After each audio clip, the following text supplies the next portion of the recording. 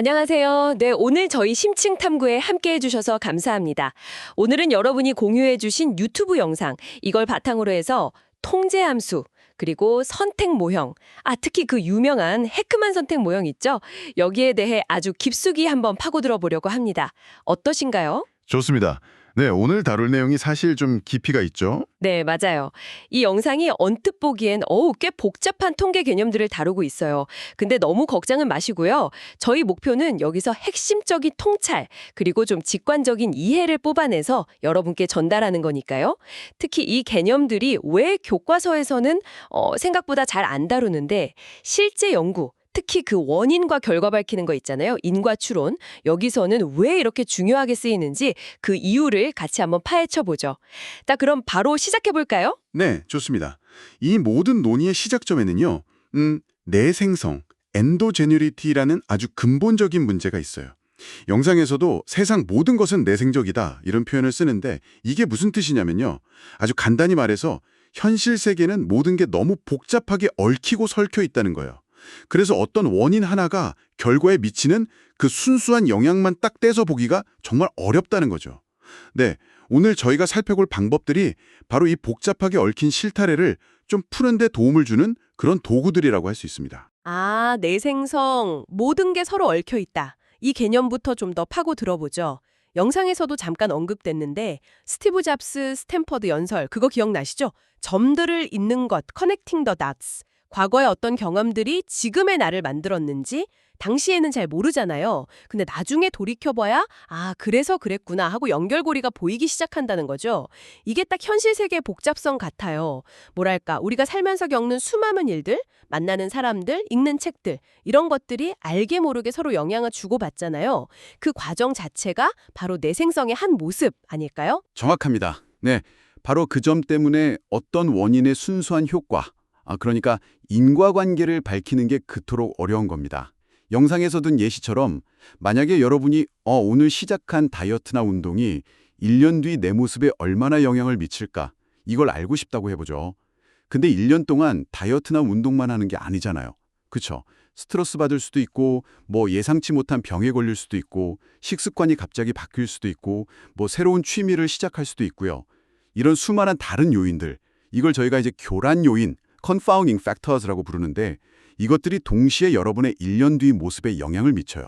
그러니까 다이어트나 운동만의 효과를 딱 분리해내기가 극도로 어렵다는 거죠. 이제 바로 내생성 문제, 엔도제니티 프로블럼의 핵심입니다. 그렇군요.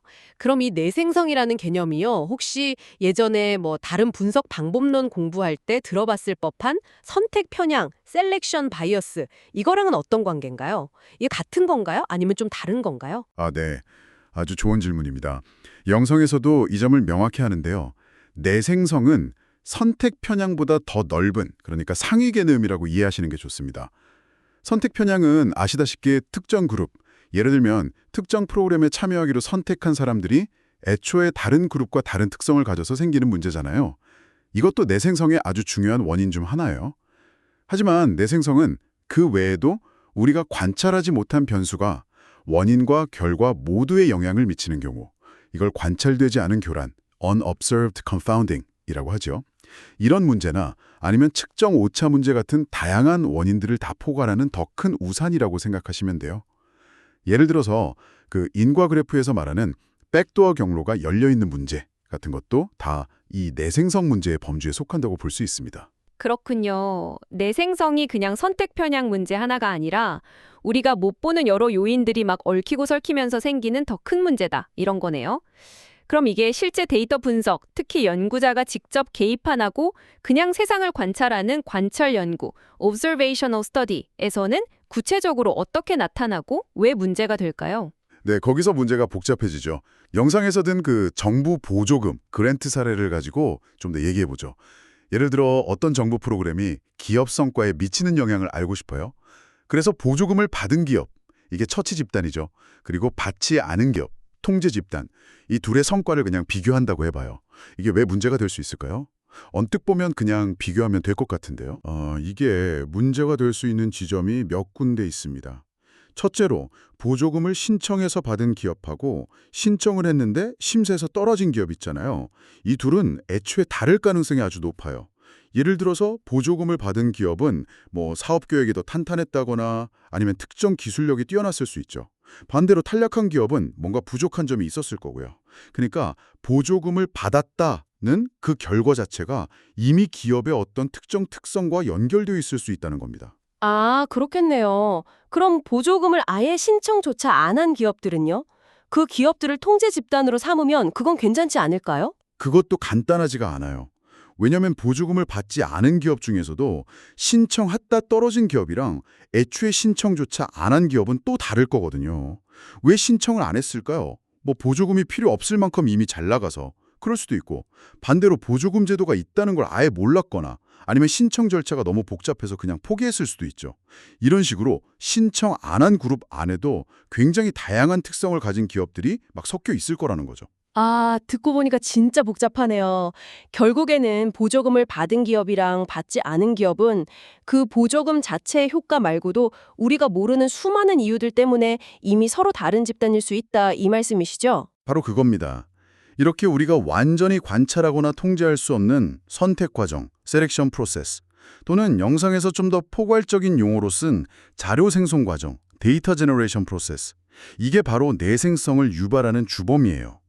즉 우리가 관찰하지 못한 어떤 요인, 예를 들면 기업의 혁신 역량이라든지 경영진의 능력, 시장 정보력 같은 것들이 보조금을 받을지 말지, 즉 처치 여부하고 기업의 성과, 결과 변수 모두에 영향을 미친다면요. 그러면 두 집단은 애초에 공정한 비교 대상이 될 수가 없는 거죠. 따라서 단순히 두 집단의 성과를 비교해서 그 차이를 이게 보조금 효과다 이렇게 결론 내릴 수가 없게 되는 겁니다. 아하, 그럼 인과추론 방법론들의 역할이 바로 이 지점에서 중요해지는 거군요. 어떻게든 이 선택 과정의 영향을 제거하거나 통제해서 비교 가능한 집단을 만들려는 시도, 이게 핵심이네요. 맞습니다. 네.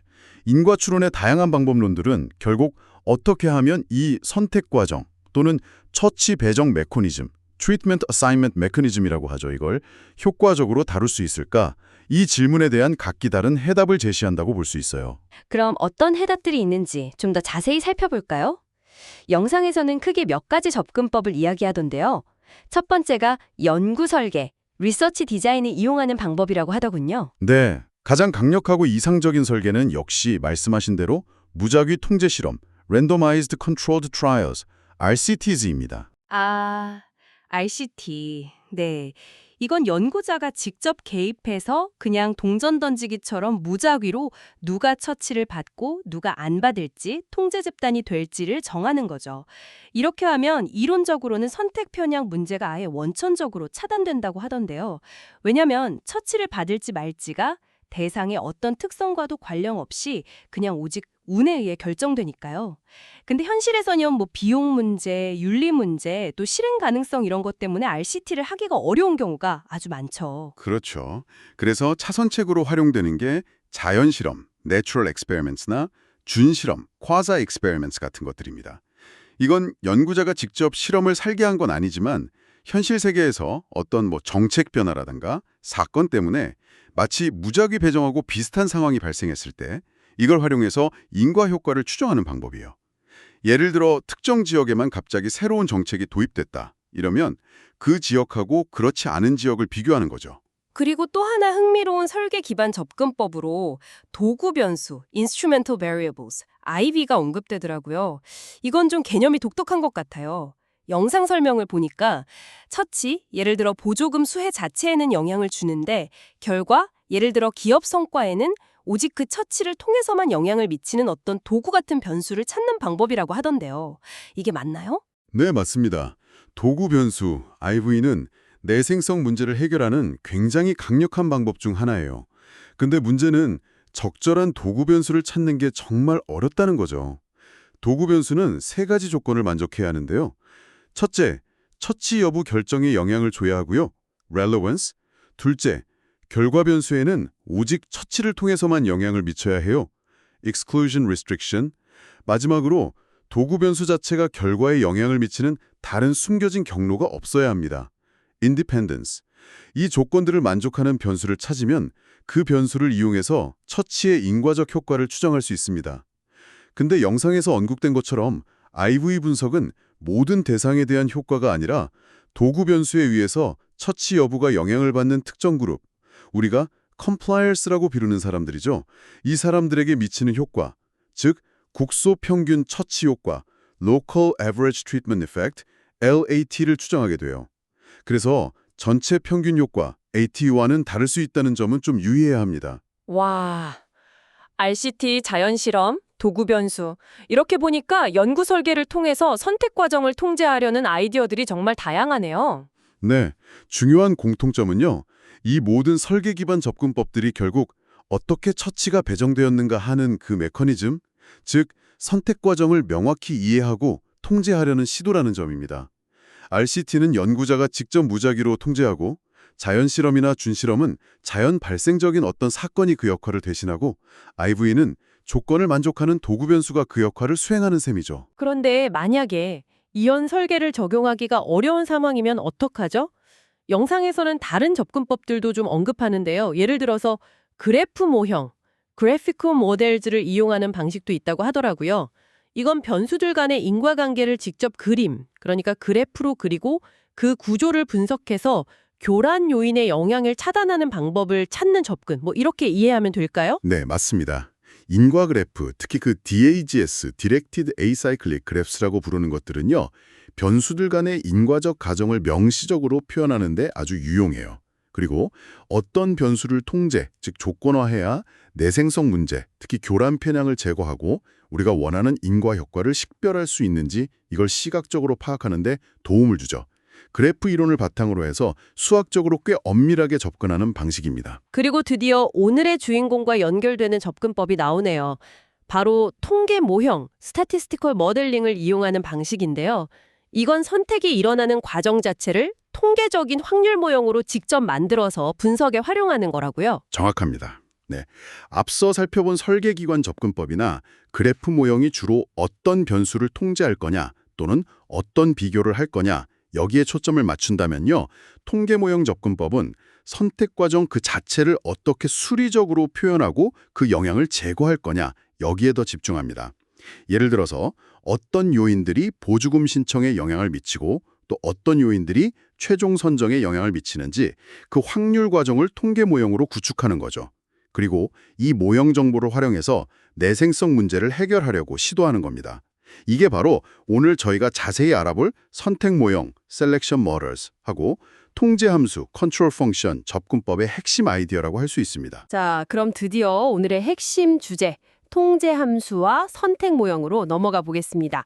영상에서는 이 통제 함수 접근법이 실제 연구, 특히 인과 추론에서 매우 유용하게 쓰일 수 있는데도 이상하게 경제학이나 통계학 교과서에서는 거의 비중 있게 다뤄지지 않는다. 이런 지적을 해요. 그래서 이 주제를 특별히 다루게 되었다고 하는데요.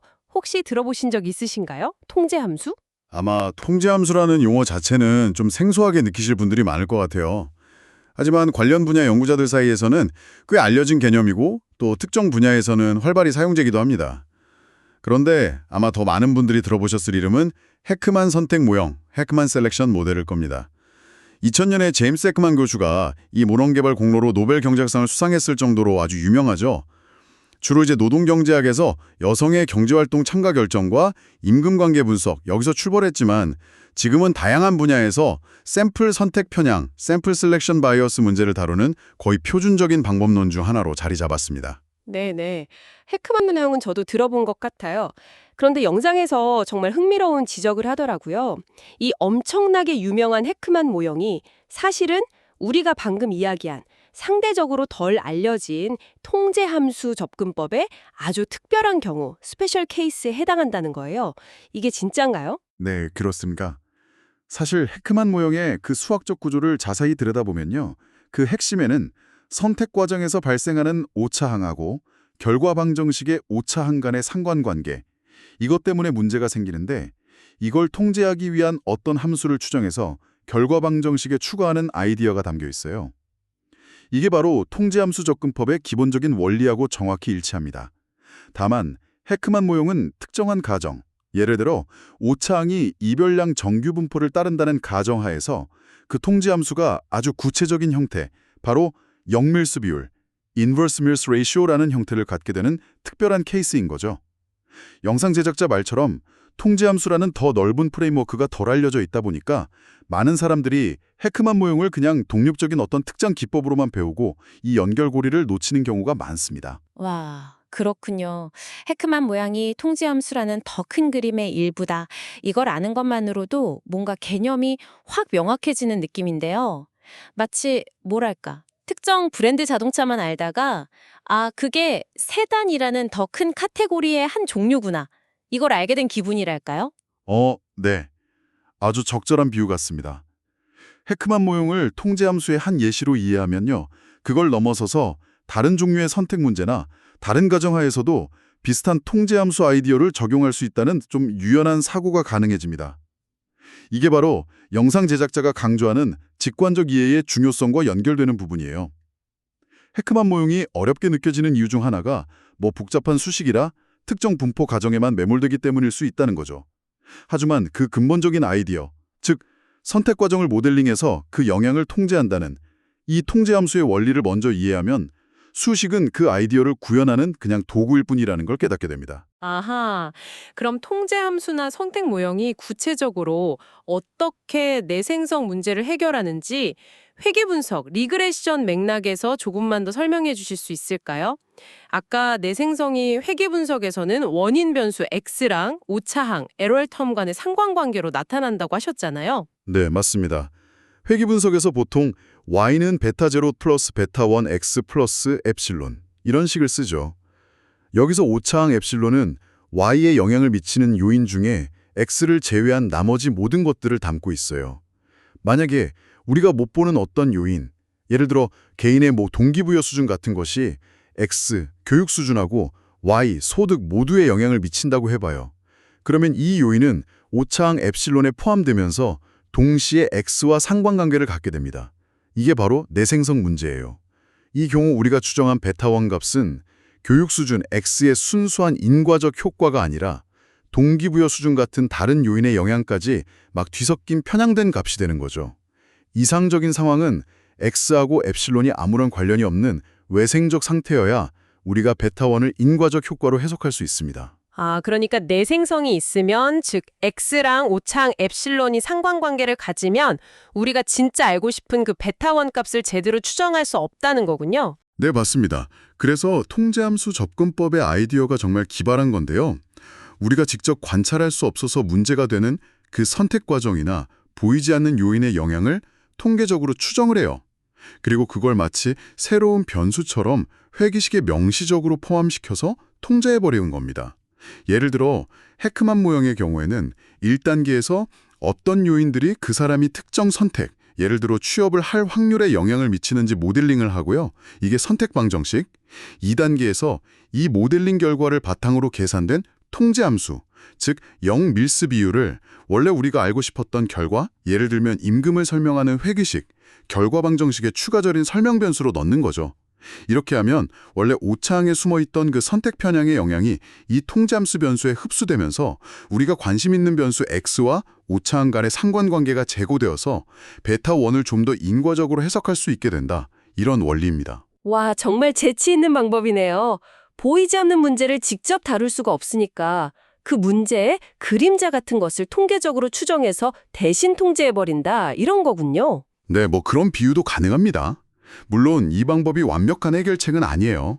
선택 과정을 모델링하는 방식이 정확해야 하고 또 필요한 통계적 가정들이 잘 충족되어야 한다는 전제 조건이 따릅니다.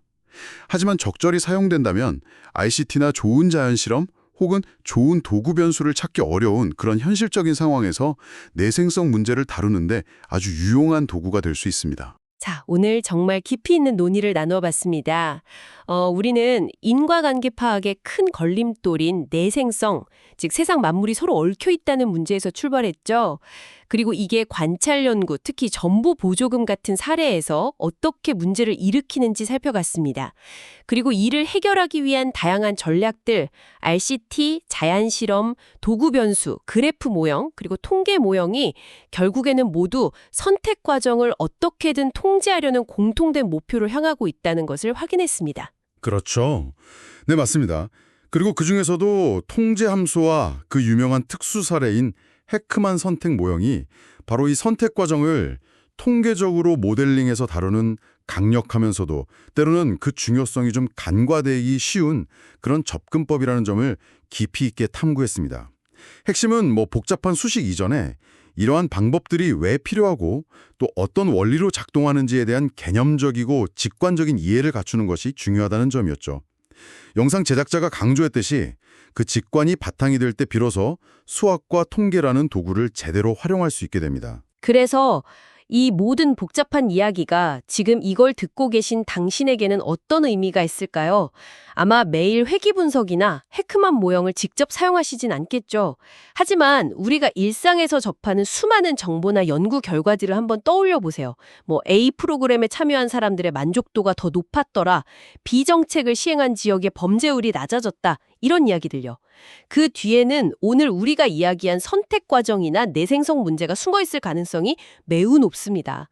단순히 참여한 사람과 안 한 사람을 비교하는 것이 왜 잘못된 결론으로 이어질 수 있는지, 이걸 이해하는 것만으로도 세상을 좀 더 비판적이고 깊이 있게 바라보는 눈을 기르는데 큰 도움이 될 것입니다.